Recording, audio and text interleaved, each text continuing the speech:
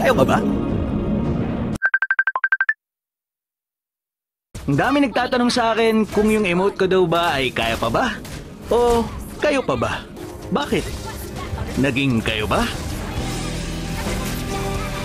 Paano kung yung pag-ibig na inakala mo, wala lang pala sa kanya?